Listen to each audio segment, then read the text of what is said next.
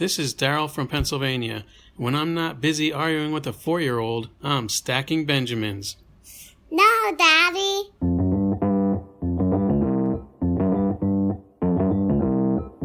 Live from Joe's mom's basement, it's the Stacking Benjamin Show.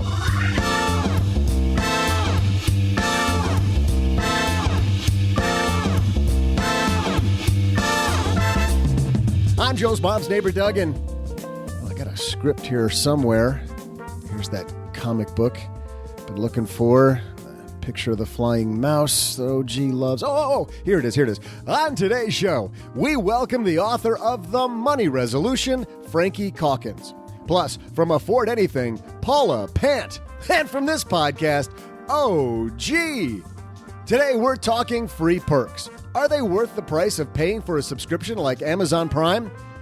Big news in our Friday FinTech segment. Subscription cost-cutting app Trim has just purchased Debitize, a company that allowed you to treat your credit card like a debit card. What's going on with this marriage? We'll talk to Trim founder and CEO Thomas Smyth.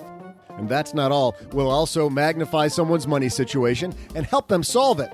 Plus, we're going to wash it all down with some of my amazing trivia. And now, the guy who can't find his glasses when they're sitting on top of his cranium, Joe Saul C.I. They're right up there, Joe.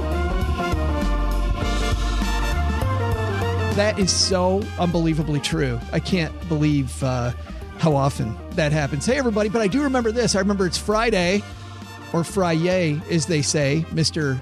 Guy sitting across the table from me, OG. That's what I put on all my Instagram posts. Friday. Doesn't matter what day it is. It doesn't. You just confuse them on a random Tuesday. That's right. Yes. It's always Friday somewhere. And a person who's confused just because I believe she's been traveling from Afford Anything on my dad's shortwave. It's my good friend Paula Pant. I am so confused. I had my first legitimate senior moment the other day where I was cleaning and I was wiping off my dry erase board while simultaneously trying to clean the countertops. And I sprayed, that dry erase board, eraser spray. Yeah. I sprayed that all over the countertops. I just used it as cleaning agent, which just only made everything stickier and worse. And then I couldn't figure out what was wrong. It was a disaster. That's a bad day. It was, yes. So on the topic of being confused, I don't even know what cleaning agent I'm using anymore. I should stop sniffing them. Just stop using cleaning agents altogether. That's what Doug does. And a guy who's probably confused how the heck he got here. It's the author of the new book, The Money Resolution, and our friend who we met in Seattle, Frankie Calkins. How are you, man? I'm doing well. Thanks for having me. Happy to be here. And Paula, I just go with the magic eraser to clean everything. Countertops, walls, carpet, you name it. Just that's the magic thing. I don't know what it's made out of, but it's got magic in front of it. So I'm on board. Yeah. So what could go wrong? Yeah. Exactly. Right. So The Money Resolution, I'm holding it in my hand. I've read this book. You've got a ton of cool tips in here, Frankie. Tell everybody, why did you write this? Yeah. So I kind of did it on accident. I didn't set out to write my own book or self-publish it, but I set a resolution of money in 2018, super vague, of course. And, after spending a year committing to that and documenting the whole thing in just a basic iPhone notes app, really, I kind of looked back at the end of the year in December and realized this is a lot of really cool stuff. And, I learned a ton, and I just thought there's got to be some way that I can share a lot of this information. Because, I started from ground zero, like a lot of millennials, and in debt, mainly from grad school. And so I figured out that, publishing through Amazon would be a really good way to get this information out there and kind of pay it forward from everything I learned. You've got how many tips in here? Is it straight 100? 101. 100. And actually, number 101 is pay it forward. Yeah. I forgot. I got it right here. Pay it forward.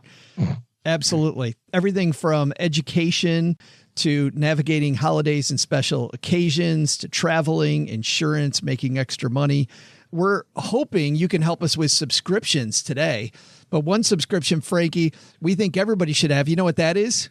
Costco. Subscribe to our newsletter, The Stacker. Newsletter. I knew it. The Stacker. There it is. I'm subscribed. I should have known that. Third time's the charm. Head to stackingbenjamins.com/stacker where you'll find that we're still, working on this whole weekly email thing. And we've been cranking them out. However, it hasn't been quite the once a week OG that we hoped that it was. But they're going out regularly. And yeah, I still don't understand how this thing works. It's amazing. I can figure out how to get a podcast into the cloud. I cannot figure out how to use our system called ConvertKit to get the stacker to come out on time. Would you like me to show you how? This has just been really funny the last 5 months, just watching you flail around in the water all by yourself. I know. But if something's I'm really... like standing on the boat with a life raft going, no, I know how to do it. But if something's really important, it does go out. We got some cool news coming, by the way, that you want to make sure you're on top of, because I can't say more about that yet, but we're going to be traveling, number one. Got some guests, if you're in the Detroit area, coming to Detroit, people going elsewhere around the U.S. that we're helping support their mission. StackyBenjamins.com/stacker. This episode is also brought to you by Acre Trader. For more information on how to become a farmland investor through Acre Trader, it's so interesting. By the way, visit acretrader.com/SB. We got a great show today. We got Frankie here with us. We got Paula. We got OG. What could be better? And it's Friday. Let's get the party started. Hello, darlings. And now it's time for your favorite part of the show, our Stacking Benjamins headlines. And in our headline, this piece is from MarketWatch, and it is written by Katie Hill.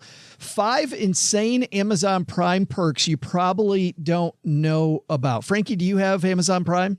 I do. I think I've had it 8 or 9 years, honestly. Is it just for you? Is it a automatic subscription and you don't really keep track of if it's worth it or not? Or are you sure it's worth it?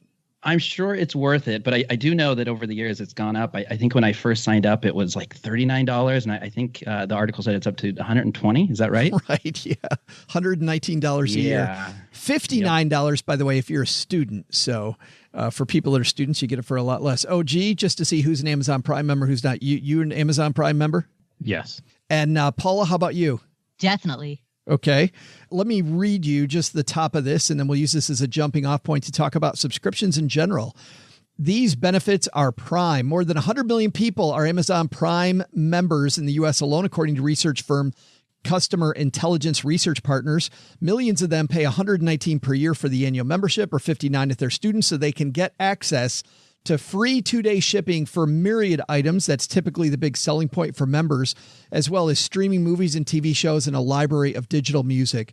Amazon promised a couple weeks ago that it would sweeten the deal by expanding its free 1-day shipping offer to Prime members in the future, though it wasn't clear about when this would happen. We're currently working on evolving our Prime free 2-day shipping program to be a free 1-day shipping program, Chief Financial Officer Brian Olsavsky said in a conference call. In response to an analyst question, he added, "We've been offering obviously faster than 2-day shipping for Prime members for years, 1 day, same day, even down to 2-hour delivery for Prime Now. So we're going to continue to offer same day and Prime Now, morphing into or evolving into a free 1-day offer," he said. And then they talk about some of the perks that also make it a great deal. Besides, if you're a shopper, they talk about free storage for your photos and your friends' photos, hundreds of dollars in cash back. This one requires Prime members to get the Amazon Prime Rewards Visa signature card, which gives you 5% cash back on Amazon and Whole Foods purchases. Free books, magazines, comics, and game streaming that you get. New books before they're available to the public. Account credits that you can use for cool stuff when you don't rush to ship something, and even more. Let's Paula, start with you. Have you ever done the math on how much money you save with your Prime membership? On specifically how much I save, no. But I mean, if you think about it, $120 a year, that's $10 a month. So do I order enough items from Amazon every month that I would likely pay more than $10 in shipping? Yeah, I'm sure. For example, this morning I had to order more dry erase board eraser after I used up all of it on the countertops. You got to tell that story sometime. No, I'm kidding. That sounds horrible. Frankie, when you look at this, Paula said she gets enough stuff to make it worth it. They actually do that math in here somewhere. I'm scrolling, looking for it. I think They the said math it- was related to the credit card, wasn't it? No, I thought the there was. math was also related to the average amount that a person spends. It was like $600 if you're not a Prime member, but $1,400 if you are. There it is. It says That's about how much the average person spends. if you order 15 times a year and typically order less than $25 of eligible items each time, which is the threshold for free shipping, it pays for itself. And Frankie, I think a lot of times, I mean, I look at my expenses. I'm usually buying more than $25 at a time. So the free shipping doesn't matter as much as I think it does. Yeah, that's true. There's that benefit though that, you can get it fast and cheap. And, I was looking today at my account and I actually racked up $1,800 last year on, I think, something like 25 purchases for Amazon. So when you look at the shipping, yeah, some of the orders were 50, 60, 75 might have been free anyway, but some of them were, a dozen, $15, $20, and they were just things that I needed fast and quick. So on shipping alone, you think that it was worth the price without talking about the extras? Yeah, I'd say so. Yeah. And then, of course, you throw in the extras, and I think it's kind of a no-brainer. Oh, gee, let's go into some of those extras. How many of these free extras with your Amazon Prime membership do you use? Actually, a couple of them. I don't know why or when, but at some point in time, I got the Amazon credit card, and that's the default payment thing, and you get 5% back on, on statement credit. So that's pretty cool, I guess, 5% off. And then my kids use Twitch like crazy. So the fact that they get Twitch Prime or whatever the hell that is, I don't know how much it would cost otherwise. And I have used some of the books and magazines, although it's kind of hard to figure out, I remember. So I kind of gave up on that. But I didn't know about the photo storage, so kind of interested. Yeah, Paula, how many of these do you use? In terms of the perks, almost none. I purely use it for shipping, and that's all. That's it. And you still think you get your money's worth. You order Totally. Absolutely. You order magic marker juice for $25 or less increments. I do. And I'll tell you, there are definitely times on other websites where I don't have free shipping, and those other websites have a minimum, where I will figure out more things to put in my cart. Like, for example, if I'm on Target.com, Target ships for free with, I believe it's about a $35 order. I will figure out extra things to put in the cart so that I can get to that $35 threshold.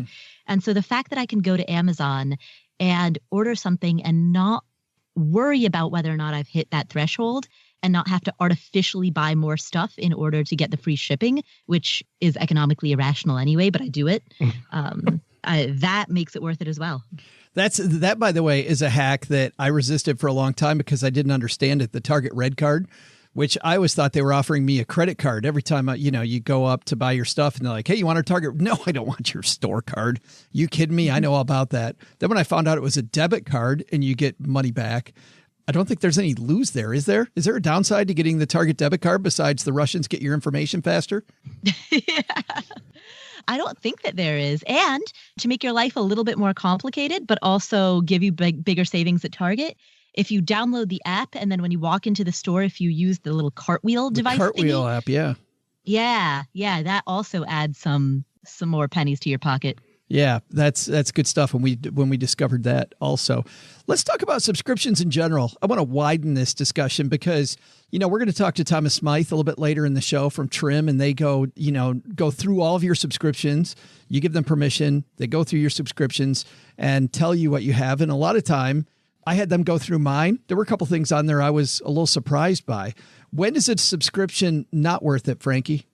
Yeah, well, I think it really comes down to understanding the benefits, right? Going back to the article. So it's not worth it when you don't understand what you're getting out of it. So, some subscriptions are really straightforward and you know what you're getting with Netflix, for example. But, these memberships like Amazon, you got to really dig into it and read the fine print and see what else are you getting out of it that adds value and specifically adds value to your life and things that you're going to use. So subscriptions that are important to you? I don't have many subscriptions, honestly. I like a lot of the entertainment stuff. So for me personally, I go with Netflix. I have Spotify, and those are super affordable. And I feel like I get a lot of value out of that. So for me, those ones make a lot of sense. Otherwise, I don't add a lot because they can be hard to track and then they can really add up. You might not realize you're still getting charged for a subscription for something you signed up for, let's say, a year ago. Where do you see people, losing a lot of money on subscriptions? Me personally, coffee. Do you have a seriously, coffee subscription? Yeah, I just wanted to try it for a while, and of course, for a while turned into whatever 2 years or something.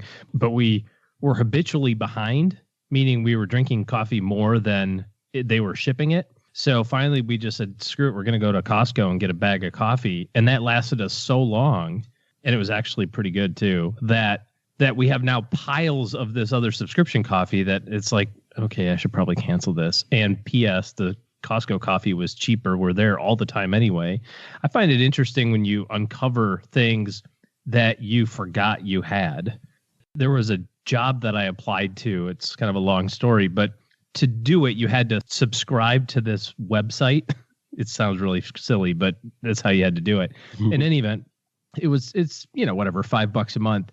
And here I am 6 months removed from this application thing, and I'm still getting hit the $5 a month.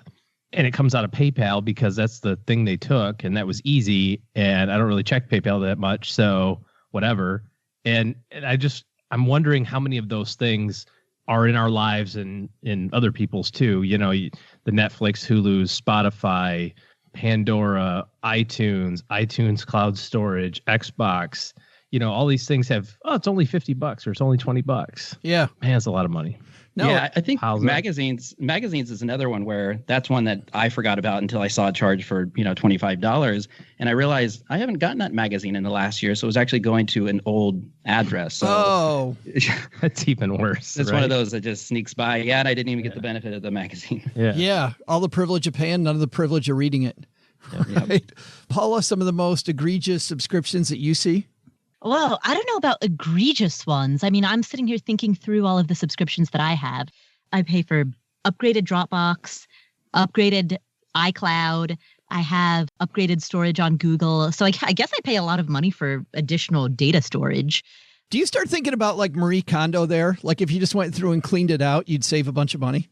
I don't think so, no. And in fact, I think the opposite. The way that I feel about it is if I were to lose all of my data, and somebody then came to me and said, if you pay X amount of money, you could have all of that information back. Would I say yes? And of course, yeah, the answer would be an unequivocal yes.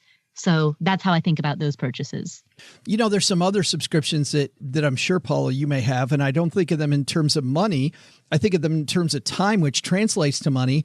And that's subscribing to somebody's blog or subscribing to some website or man, I finally had to use that unroll.me service. Mm-hmm. And I think I need to do it again because I still have a bunch of new subscriptions that are coming in. I feel like I'm always being asked to subscribe to something that goes to my email. Yeah, I have a separate email address that's specifically for that. That's the one you always send me to. Gets to my normal email, which is, if I want it, that's the thing is like, if I want to see that thing, then it's welcome in my inbox. And if I don't want to see it, then it's unwelcome. So it might not be the volume of stuff in my inbox that's the problem. It might simply be the value that it offers in my life at that point. Well, and that's actually a good question then. So you're saying you might keep a subscription around because even though it's not worth it today, it might be worth it in the future? No, if it's a free subscription, like a subscription to a blog or something, then I can always unsubscribe and re-sign up again at some point down the road when I need or want that information. Was that your question? Email, I was going to say email is a really good example of that as, cluttering up the inbox. But, I have gone through and made a diligent effort to unsubscribe from, things that I just don't need. But there are certain things that I stay subscribed to, even though I'm not in the market for that thing now, just because I know when I am in the market for that thing, being on an email list usually does provide some perks and some benefits and some discounts when you're looking to make, for example, a big purchase. Yeah. And I always think about that, except for the time, Frankie, when I'm actually buying that thing. And then I was just doing that a couple days ago. I bought something and then I got an email from them like 2 days later. And I went, I always just automatically delete their email. Yeah. And then, didn't even. I have a subscription to a service that goes through my emails for me to filter out the emails that I don't want to read. Instead of just unsubscribing. Well, no, it does that too. It's like the Unroll Me, but less work on my end. Yeah, is that that? But what's that service called? Is that SaneBox? SaneBox, yeah. Oh, yes. Sane, SANE. Yeah, a lot of people swear by that. They really like it. You like it? I love it. Yeah. I've used it for years. Yeah. Yep.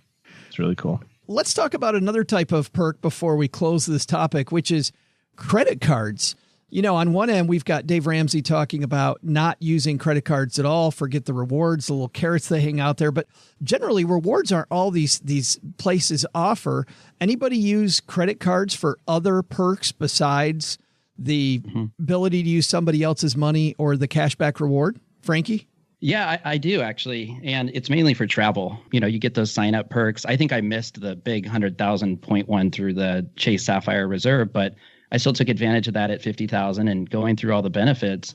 The one that really caught my eye was that Priority Pass membership that you get. So at airports, you get access to, at select airports, you get access to select lounges. So traveling is can be kind of miserable. It's not my favorite thing to do in the world and pretty stressful. But that lounge has actually made a really big difference. And just being able to relax and have food and drinks that are provided, and even just a clean bathroom, something as simple as that, I think makes a big difference. So that is one that I subscribe to and use often. Paula, how about you? One thing that I recently used my credit card for was the insurance that my credit card offers on a rental car. So when I rented a car, I knew that, which I did in Austin while I was there just for the final week. So I rented a car for a week, and I knew with confidence that I could waive the insurance that the car rental company was offering because my particular credit card, and people listening should check the details of their credit card. I was just about to go there. Yeah, exactly. Every credit card has different policies, different stipulations. So I actually went through and I read the fine print. And that particular credit card that I have, which is the American Airlines A Advantage Executive Card, they have fantastic coverage on rental cars. Yeah, that's good stuff. I actually, Paula, use the same card and always rent my cars using that same card. OG, how about you? Of course, I use the benefits, travel benefits. Paula mentioned insurance, but there's also insurance that you can use on trip cancellation things. Some card providers have benefits if you get stuck in an airport, to help pay for a hotel bill. I think it's really important, though, as you use that as the excuse to have a credit card, to recognize that, number one, you could forget about it. So don't let that be the deciding factor. Proof positive, on New Year's Eve, I actually called Chase and went, how do I spend my $300? Because you get $300 travel credit. Like what quality? I had like hours to spare to use my $300 for 2018. I just forgot about it, and same thing with other cards that allow, baggage reimbursements and that sort of thing. Sometimes you have to apply for it. So if you're going to use those extra things, or if you're going to have those extra things, I think it's a really good idea to maybe have an inventory of them or keep them on a spreadsheet. I know people do that just so they can kind of check off all the boxes to make sure they're utilizing those things to their fullest. Yeah, we have a second airline credit card, and that one comes with $100 anywhere inside the U.S. perk for somebody to fly with you. Not as good as the Southwest Companion Pass, but because I was in Texas a lot, I had one airline I could use, which was American. So this gave me second person flies once a year for $100. You know what's funny? Mysteriously, the 2 years I've had that card, they've never sent it to me. If you call them and ask, they're like, oh, yeah, certainly. And they send it out immediately. But they always, quote, forget to send me the second person travels anywhere in the U.S. for $100. So I think it's important to know exactly what you're dealing with. Paula, was that you? Yeah. On a related note, in terms of credit cards that will quote unquote forget to send you things, I also have the United Mileage Plus card, and that card includes 2 free passes, or 2 included passes, I should say, included with your annual fee, to a United lounges, airport lounges. And it used to be, I've had this card for years, probably 10 years or so at this point. It used to be that they would mail you these passes every year at your card member anniversary.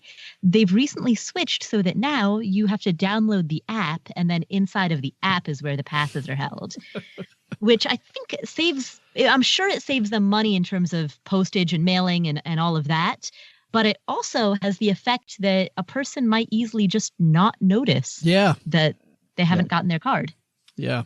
I think that'll put a cap on this one. Let's do a big takeaway, not just about Amazon Prime or credit cards, about subscriptions in general. OG? I think you got to do an inventory and figure out who's getting your money, and maybe go through that a little bit tighter.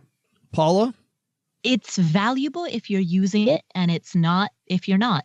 And Frankie, as our guest, you've got the last word, man. Yeah, no, I'll echo those sentiments there. It's really just keep track, right? Don't get hit with a subscription you don't realize you didn't have, and also keep track of what the benefits are with each of the subscriptions. And like OG said, maybe have an inventory and, go back and review that occasionally and make sure you're taking full advantage of it.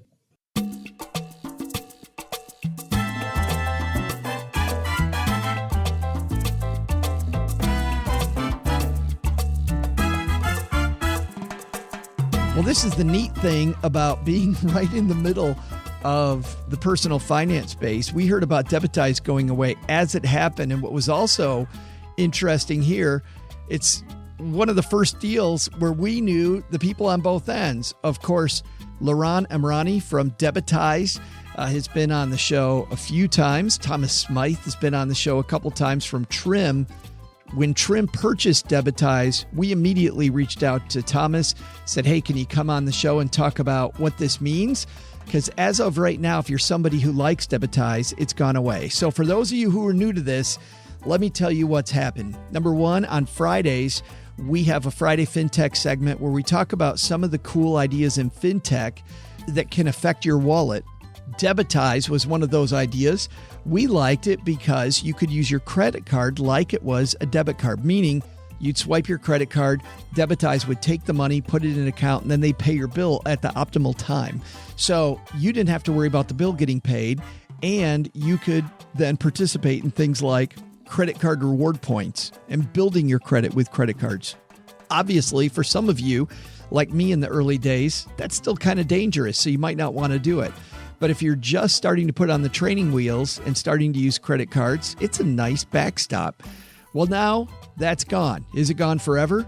Here to answer, coming down to the basement from Trim, let's say hello to Thomas Smyth.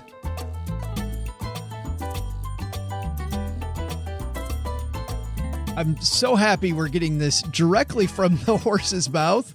News out just in the last couple weeks that Debitize, now purchased by our friends over at Trim. And here with us, the founder and CEO of Trim, Thomas Smyth. How are you, man?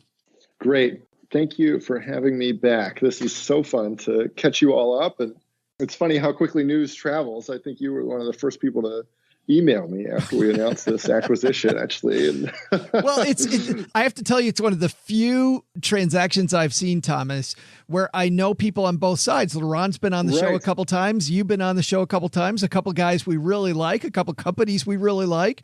So tell me how this happened. How did you and Laurent get together and start talking about Debitize moving into Trim? Yeah, well, I've known Laurent for a long time and have always been impressed by what they've been building at Debitize. I think what they've come up with is clearly a huge opportunity for so many people, both those in credit card debt and people who don't have credit card debt, who just want to increase their credit scores or have an easier way of making their credit card payments. And anytime you see product market fit like that, you've got to look at it and say, hey, is this something that we should try to build internally or something that we should try to acquire, right? Or work with people who already have been in at the ground level, talking to customers, understanding the pain points, and work with those folks to join forces, right? And ultimately, the latter made a lot more sense for us. And Laurent is just like a wealth of knowledge and expertise on this topic. So looking back over the past few years, we've just kept coming across them in conversations, kept engaging with them. And it was really one of these relationships that over time resulted in a transaction and resulted in the ability to work together. So that's been a delight for me. Let's talk about structurally how this happened. I know that, at least I think, and fact check me on any of this, Thomas, I believe Debitize stopped operating the way that they were immediately, and people using the service now are no longer signed up with Debitize. True? True. Sadly, we couldn't do 100% porting over. We're going to have to, for a variety of complicated reasons I won't get into, we're going to have to do a little bit of a 1-2 step here. But what we are working on and what we want to bring to market basically as quickly as possible is a similar sort of solution that helps the same customers and many, many more, and Trim customers as well, access this whole suite of automated tools to run their financial lives and help themselves to become more financially healthy. So you project it as being Debitize, but mixed in with some other features? Exactly. So the key for us, of course, is folding this into our existing suite of products and making sure that people understand, hey, when I go to Trim, I'm able to get the most holistic solution for my financial health, to organize my cash flows, to figure out how much to put in my high yield savings account, how much to dedicate toward my credit card debt, and ultimately where the heck the rest of the money is going, right? And we think that by bringing all of this under one roof, that's what we hear over and over from customers, is that they don't want to have like 14 different apps on their phone, all like pulling random amounts of money out of their checking account. Yeah. People want a streamlined solution that they can understand. And so I think that's exactly what we're trying to build here, is something that people can make sense of, that is simple, and that reduces the cognitive load that you have when you look at your money rather than increasing it. About how long do you think it's going to take before people see Debitize-like features at Trim? I don't want to make any promises because I hope that we will beat them, right? But as soon as possible, we are like totally focused internally on building the best possible product for our users. And yeah, ASAP is the answer. Right. And that's the specificity I was looking for, Thomas. Exactly. ASAP. ASAP. When you look at the landscape here of companies and some of the competition that you see on the fintech landscape, how does this acquisition by Trim fit in with you guys and competing? Yeah, I think it's really interesting because you're going to start to see a wave of consolidation in the space over the next 12 to 18 months. And so I think our partnership with Debitize, our joining forces with them, is the first of many. Hopefully, we will be involved in a few more. I would love that to happen. But in general, you're just going to see a lot of M&A activity in the space going forward because there's been such a sort of branching out, right? Because so many little flowers have bloomed and people have built some really cool stuff. Now it's starting to look like, all right, we see where the future is. We see where the puck is headed. Now there's a question of getting to scale and building a business model behind it, and then figuring out who's going to win the market, right? Who's going to be the biggest? Who's going to like offer the most services at the best possible quality at the lowest possible price? And from our perspective, it's not going to be a world where one company builds all this stuff themselves. It's going to be, hey, a few of these folks are able to join forces and be more than the sum of their parts, right? And so as we look around in the world, obviously we have a pretty, we think, competitive vantage point. And so we're always looking for ways to accelerate our growth and get ahead. And for anybody who's listening to this and, you're running a fintech company, you got some cool ideas, we'd love to talk to you, and we'd love to keep an eye on what you're doing. And ultimately, if it makes sense for both sides, then the opportunity to work together and build a bigger team around a shared goal is really, really exciting to us. And it sounds like it's a race. It is like it's a marathon, not a sprint, right? But it is definitely a race. It is definitely a race. And we are starting to see the pack shake out. When you start off at the starting line, it's like you can't really tell who the fast ones are. You can't really tell who's ahead. And we're starting to see, hey, there are definitely some runners here that are getting out in front. So we're there, we like to think. I'm sure a few others who are clearly edging ahead. And I think that distance, that gap, is going to increase more and more as we work through this marathon. As you race, though, obviously that means adding people, obviously adding companies like Debitize, adding different services. It's got to be difficult doing that, though, Thomas, and not diluting your core mission. Well, I think that's a really good point, because one of the key factors that made us want to work with Liran and with Debitize is that we shared the same set of values and we had the same goals. I totally agree. I think that the times when partnerships don't work are when you don't have a shared set of goals and values and a shared focus. So I think of it as, hey, if you take two laser beams and you shine them at the same target, then the target's twice as illuminated. But if you take 2-3 laser beams and you're shining them all over at different things, that doesn't work. Yeah. So that I think what you're putting your finger on is the difference between a successful acquisition and an unsuccessful one. Yeah, and I know that it's also got to be difficult. I mean, adding on new pieces and trying to maintain quality control for what you do now. Totally. And the advantage, I guess, there is that as we get bigger, we just have more resources to work with and a larger engineering team and, more technical expertise and so forth. So I think there are some advantages in terms of quality control that come with scale, just because there are more resources to dedicate against that versus, if you're flying solo in a garage, it's kind of as Trim was on day one, right? You're kind of like, well, I'm trying to get anything to work versus where we are 3.5 years in. Like, it's really got to work for us to ship it to our users. Yeah, that's fantastic. Well, we look forward to seeing Debitize reemerge as part of Trim. So if I was the first person to email you, I've got to be the first person that you email back when this comes back so we can have you back on. Deal? Absolutely. Sounds like a deal. Thomas, thanks for hanging out with us for a few minutes and talking to us about how this is all going down. Totally. Thanks, Joe. Hey there, trivia fans. I'm Joe's mom's neighbor, Doug, and happy Pack Rat Day. Maybe a spring cleaning would do wonders for this basement. Seriously, a Flowbee. Joe's mom's sock collection? That's disgusting. Time for some of this stuff to go. But that also brings up a great trivia question for the gang.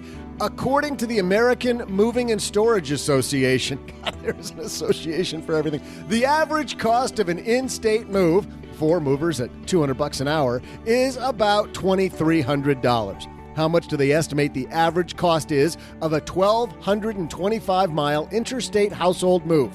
I'll be back with the answer in just a moment.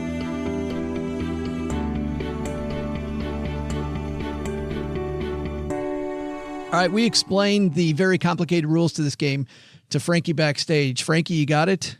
I got it. That was a lot of numbers. I'm still processing. It's a lot of numbers. If a train leaves Cleveland, right? Right. You are playing on behalf of Len. OG, what's our score today? It is regretfully 6-6-3.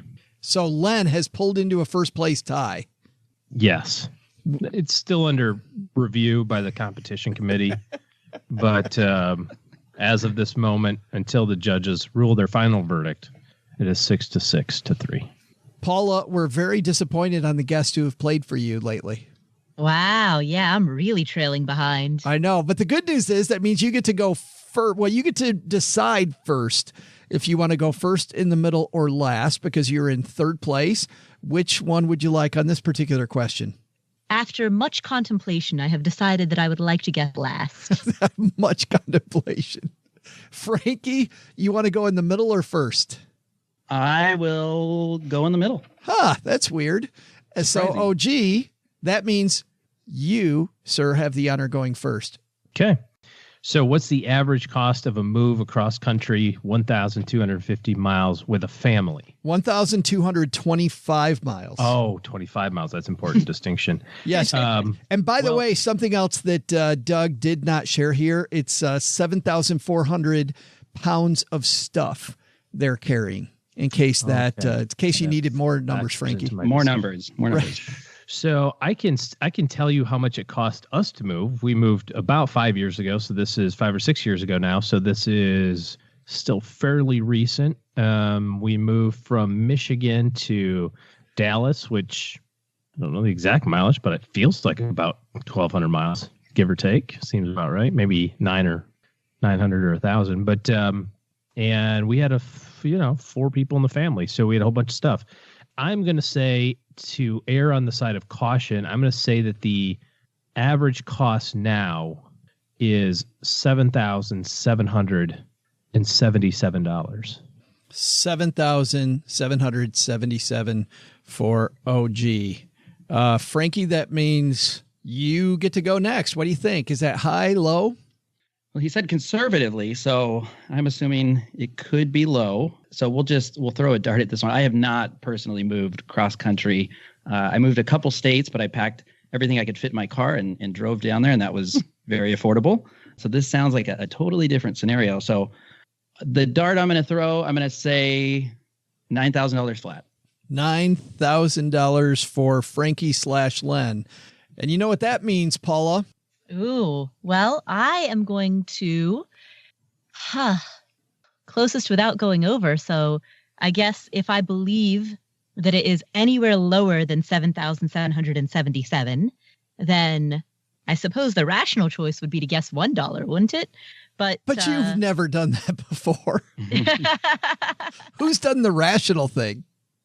So I will say, I guess I'll say $6,000. $6,000. All right. Well, those are our answers. And like any good podcast or trivia show, we're going to make you wait. We'll be right back to tell you what the answer is.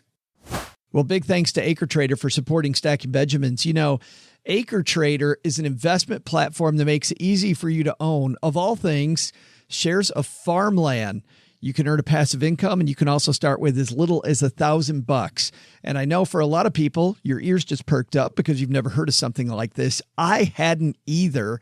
And then as I dug in, I learned a lot of stuff that I liked, which is why we're working with them now on the show. Here's the thing about farmland. As a guy who grew up in Southwest Michigan and worked in cornfields all the way through high school and partly in college, I get the allure of farmland because, and this is a good thing, it's pretty boring.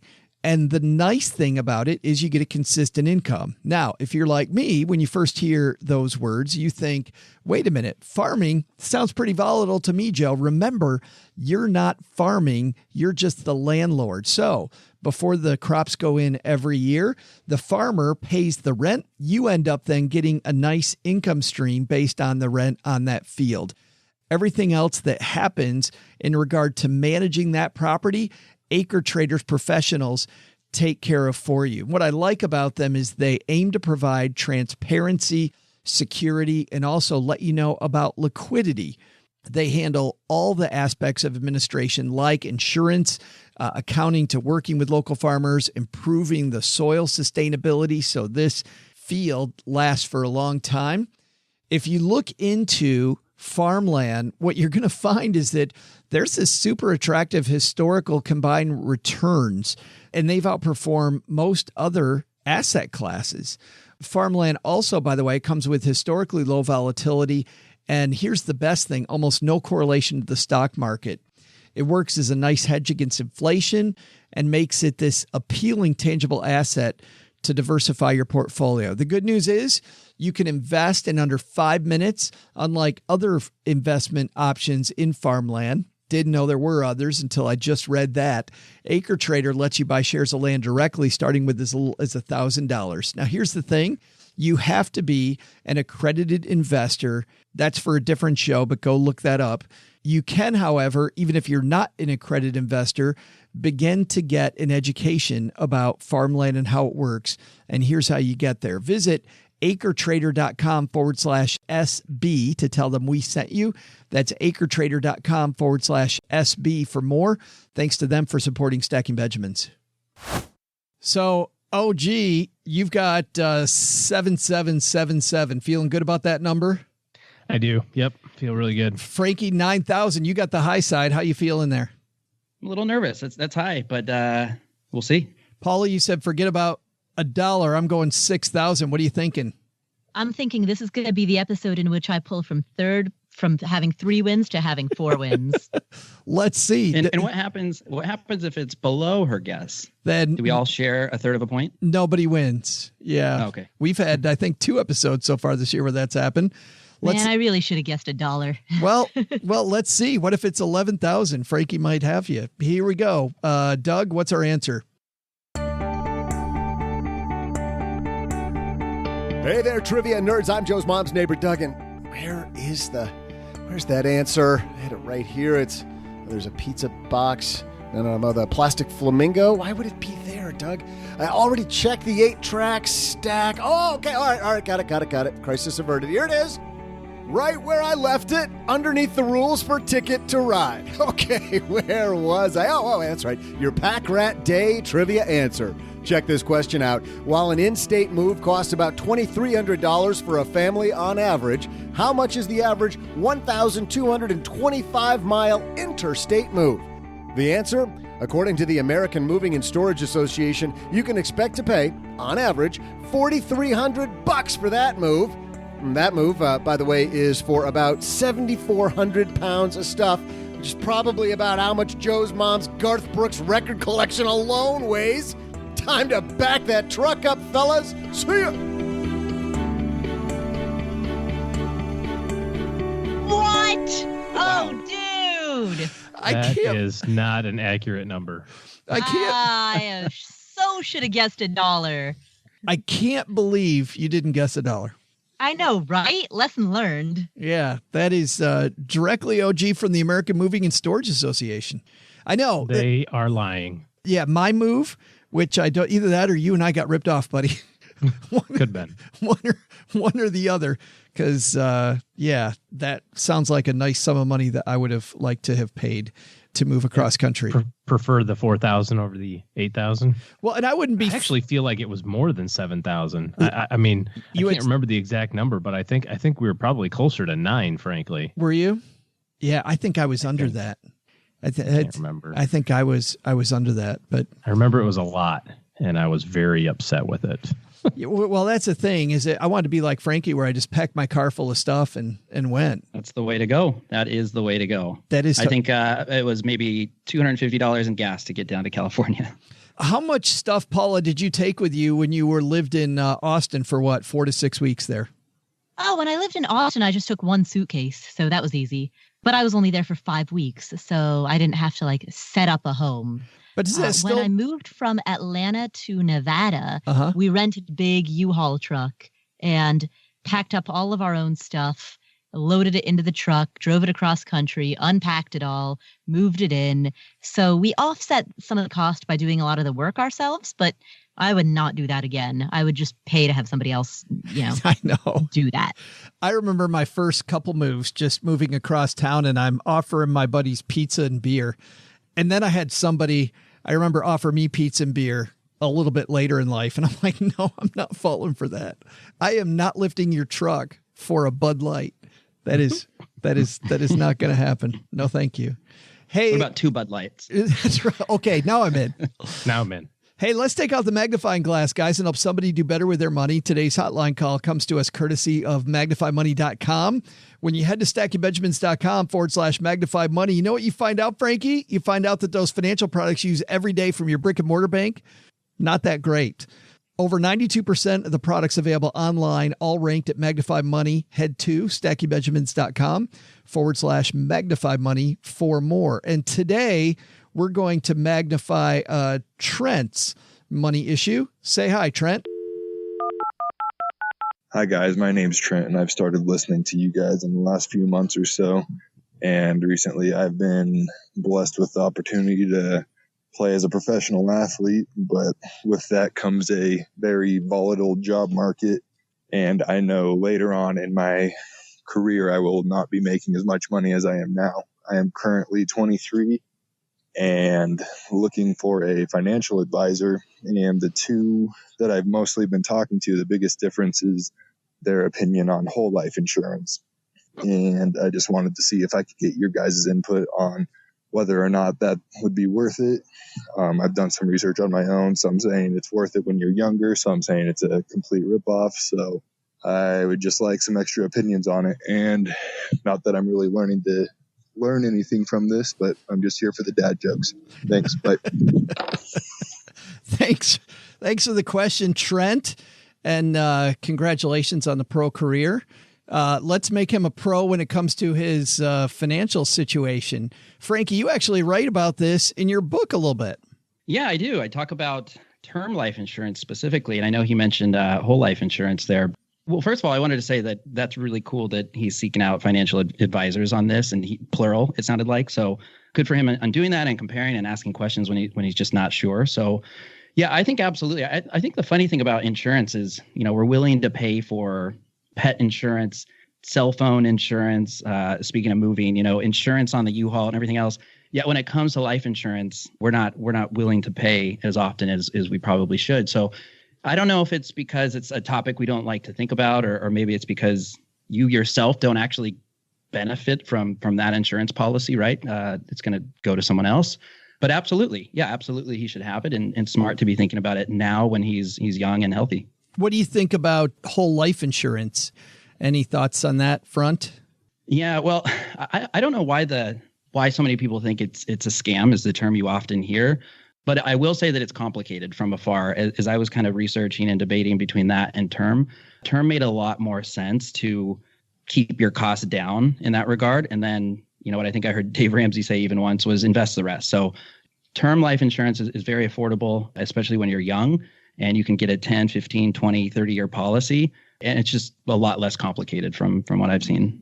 Yeah, well, I totally agree with you. I'm going to disagree with Dave Ramsey there, only because of the fact Dave Ramsey says invest the rest. And what I know watching the other side is nobody ever flipping does. If you did, that would be something totally different. But Paula, whole life insurance, what are you thinking? I am not a fan of whole life, but I also think that that's not actually the question that we should be addressing here. Listening to the question that he asked, he said he's spoken to multiple financial advisors, 2 in particular, who are the leading candidates, and their stance on whole life is the major differentiating factor between them. What I hear as the unstated question is, which financial advisor should I choose? And so the first thing that I would ask is, number one, do each one of them have a fiduciary duty to you at all times? And then number two, more broadly, I think what matters is not what stance they take on particular issues. That matters less than thinking about how to think, right? How do they exercise judgment? How, assuming that they are both fiduciaries, how sound is their thinking process? Because choosing who your coach is going to be, choosing who your financial advisor is going to be, is itself a skill. And so whole life might be the stated question, but I think the unstated question is, how do I choose between these two people? Yeah. And I think that is so important, and something people don't think about is, if this person's going to be your coach, how do they coach, right? You see Tiger Woods has always had a golf coach, and he switched from coach to coach to coach. And obviously he's going to look at what their skills are ahead of time. And yet I used to have people come into my office all the time and just go, "Oh yeah, you seem good." I'm like, "Are you kidding me? Ask me at least one question, maybe two, versus my ability to tell bad dad jokes." But let's get back to his stated question though, Paula. Term versus whole life insurance for this 23-year-old athlete. I very much prefer term life insurance because the purpose of insurance is to safeguard against things that you could not reasonably pay for out of pocket. And so the purpose of life insurance is to, assuming that you're not using it as an estate planning tactic, right? Assuming that you're not using it as a tax sheltering device. The purpose of life insurance is to make sure that people who depend on you have some additional money in the event that you were to pass away.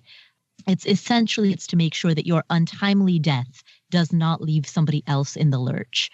And there is a limited window of your life in which that will be an issue. Beyond that window of your life, you will either have sufficient assets or those other people will no longer economically depend on you. And so for that reason, it makes sense to not insure for something longer than you have to insure for it. Yeah. OG, what do you think? I have lots of thoughts here.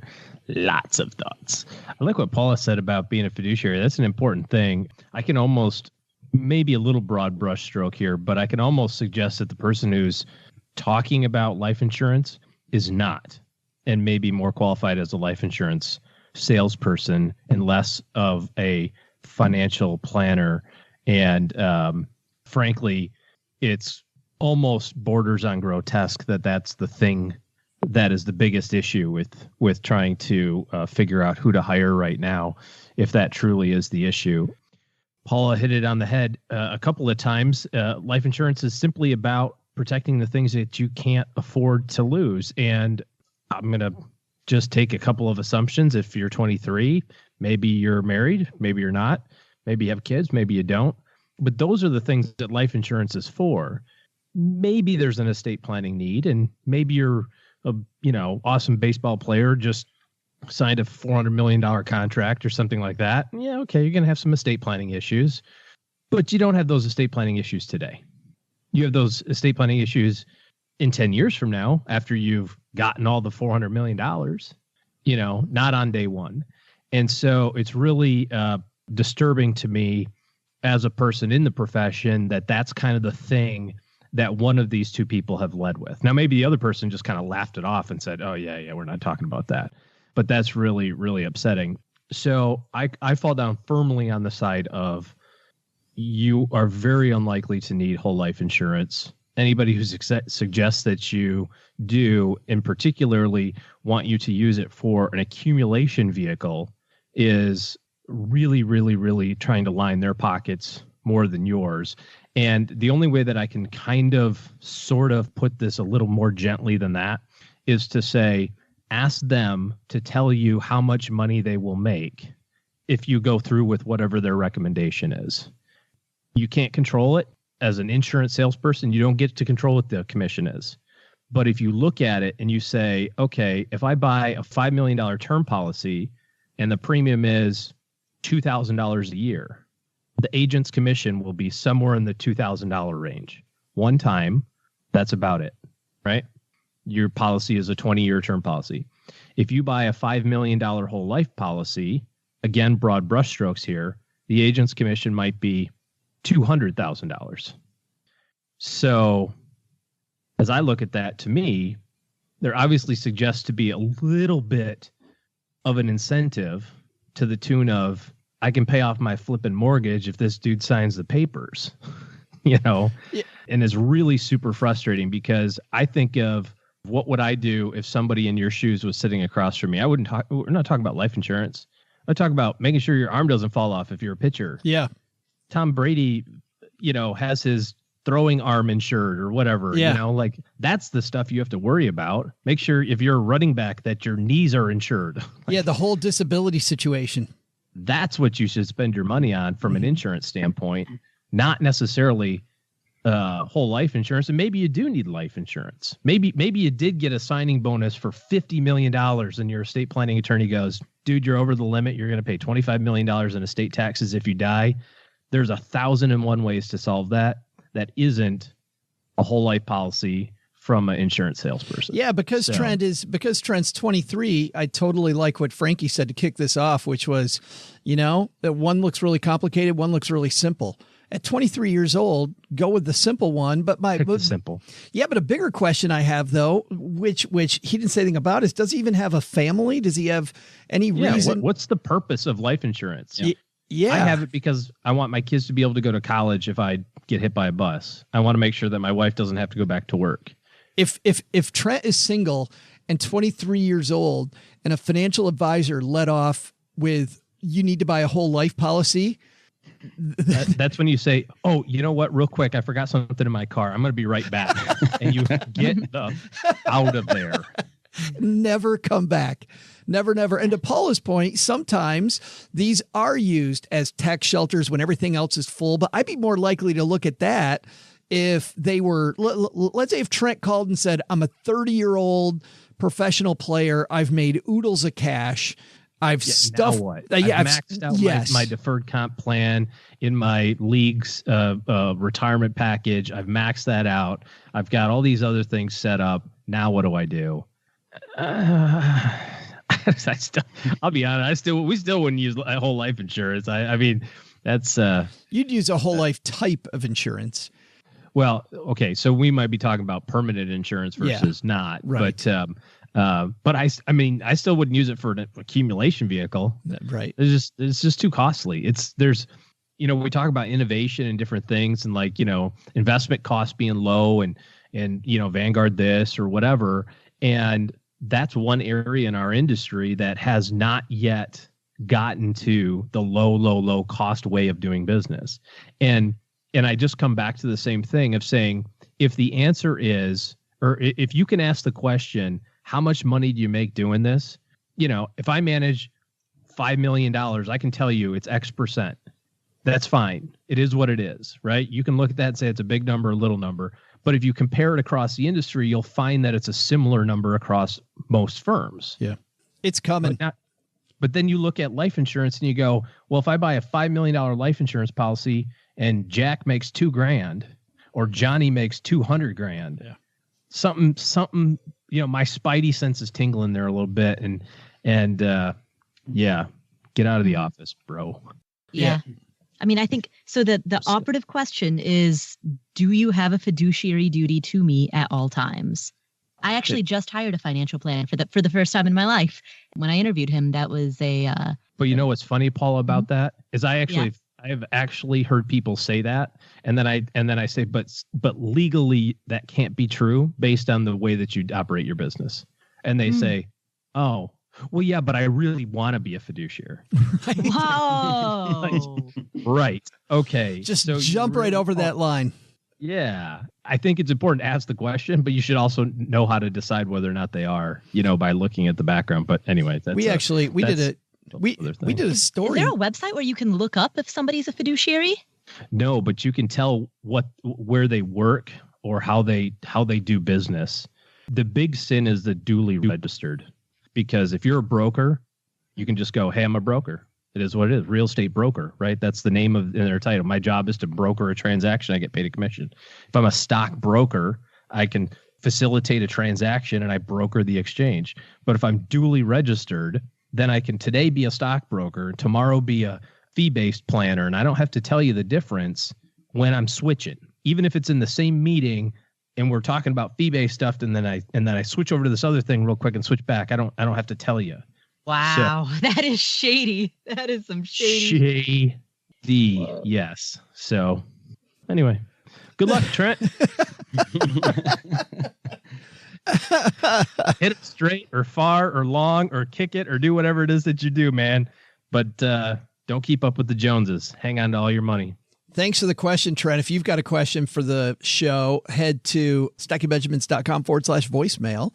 And you too, like Trent, can take home the greatest money show on earth t-shirt, which is just icing on the cake. Really getting to hear Frankie and Paula and OG rant about your question, I think is truly the ice cream in that deal. That's I get off the soapbox now for a second. Wait, can I jump in and say one more thing on that question? Nope, you're done. I want to echo the recommendation of disability insurance. When you were talking about, insure your knees, insure your arm. I have a friend who's a programmer and he's insured his hands. Yeah. And so yeah. Some money makers, man. Nice job. Yeah. Something happens there. What does he do then? Sure. Great stuff. That's going to do it for today. Actually, Paula, let's start with you. What's going on over there at that crazy Afford Anything podcast? On the Afford Anything podcast, we have two guests I'm very excited about. One is, you've heard of the book, The Millionaire Next Door. I have interviewed the author of The Next Millionaire Next Door. So The Millionaire Next Door, one of the most famous personal finance books. It was published in 1996. And 22 years later, the author of that book and his daughter decided to co-author the sequel to find out what is the same and what is different about American millionaires 22 years down the road. And so I have the father passed away, but his daughter joins me on the show to discuss that book. And also, I have an interview with David Bach, which, if you've ever heard the expression, don't buy lattes, David Bach is the guy who came up with that line. So he joins me on the show to talk about the latte factor. You can find that at the Afford Anything podcast. That is awesome. OG, what's happening with you this weekend, man? Ooh, probably a whole lot of nothing. Kids are out of school next week. So already finishing projects. Yep. And getting ready to kick off summer.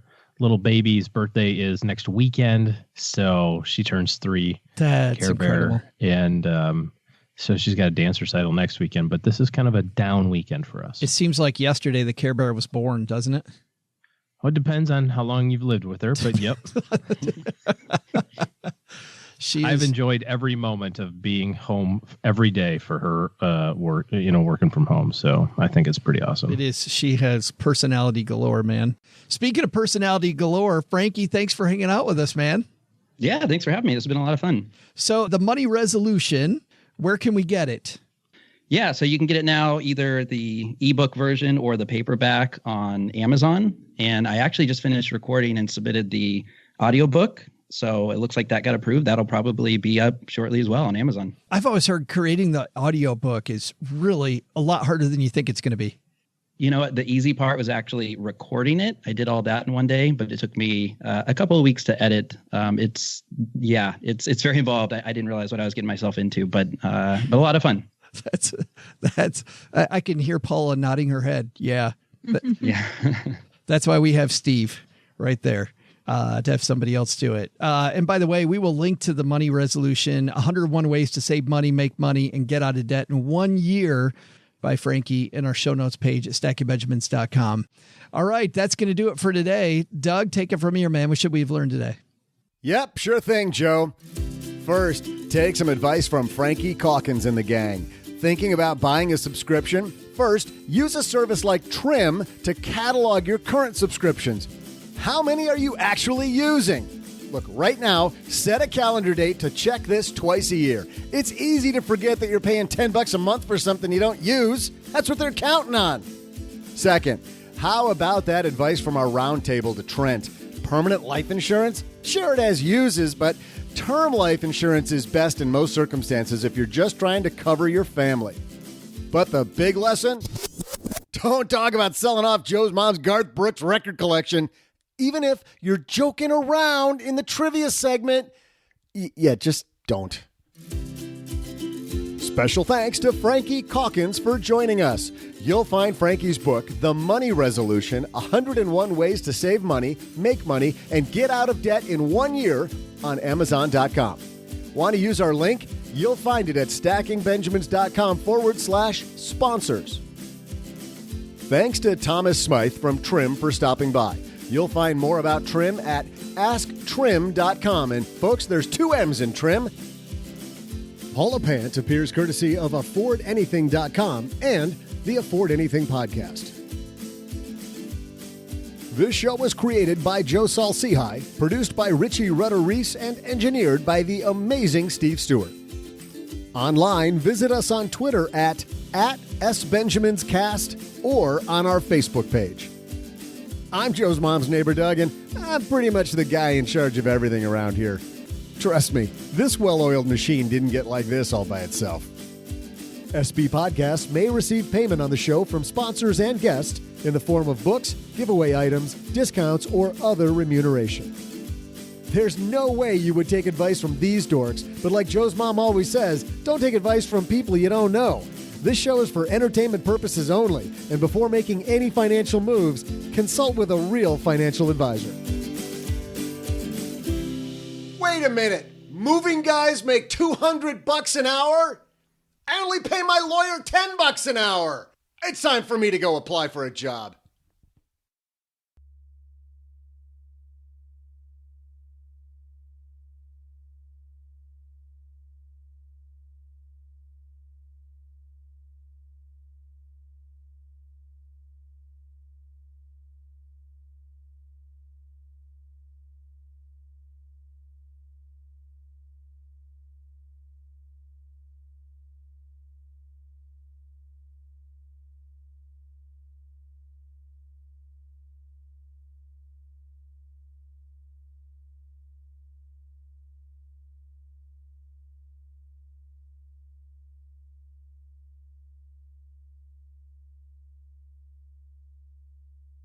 So I found this piece, very short after show today, because I'm just a little curious about this.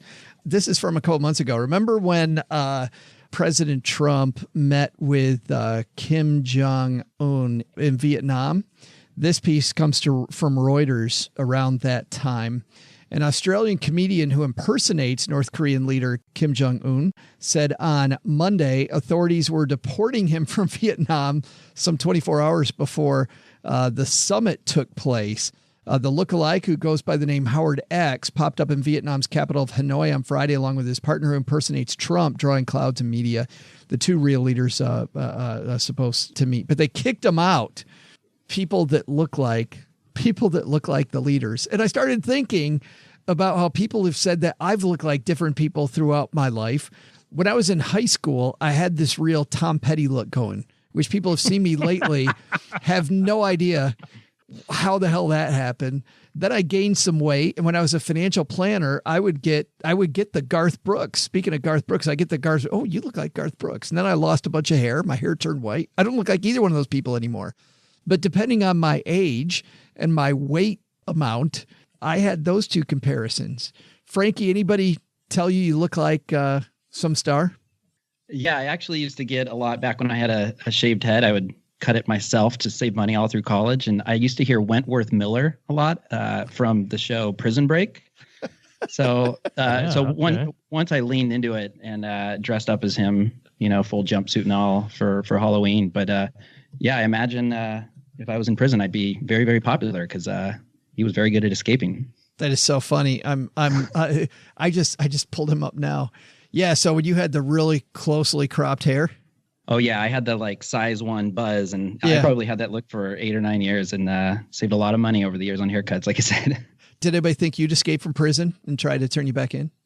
No, but I was a high school teacher for a while, and even the students noticed that and thought it was pretty funny. So also though, when I was teaching at that high school, since I had the buzz hair look, I decided to be Eminem for Halloween. Oh, nice. And talk about popular. All the kids ran by in between classes and wanted to get a photo with me. So I was kind of famous. I was a hip hop star for a day.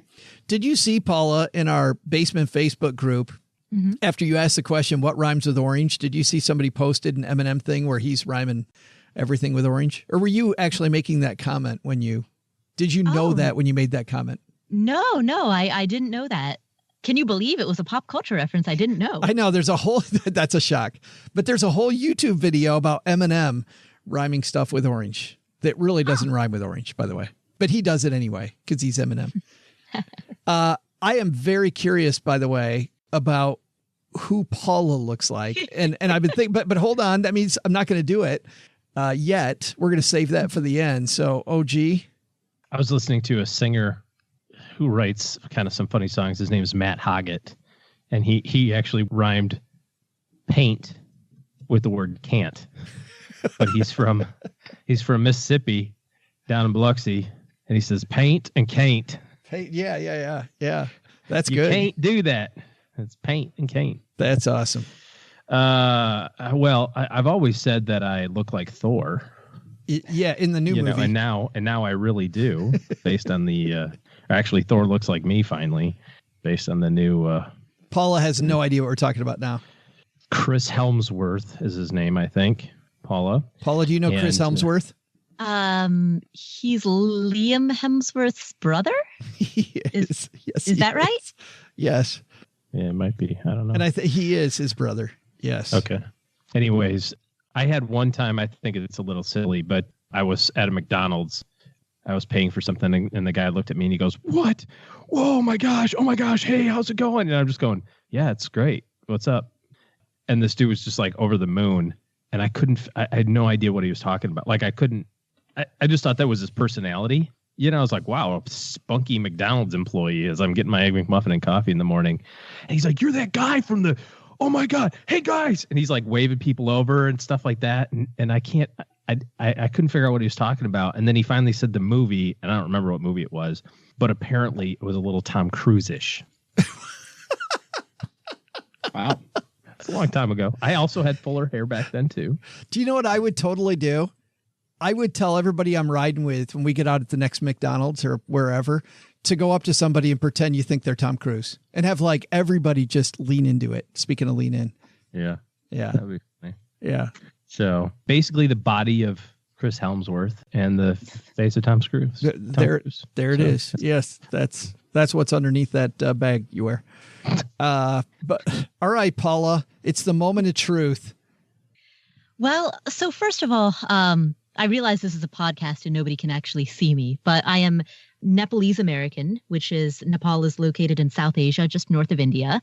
And there are not many Indian people or South Asian people who are in the media.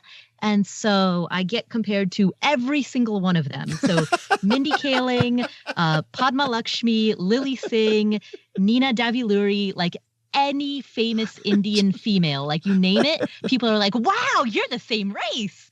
You must look alike. So that's what I get most frequently.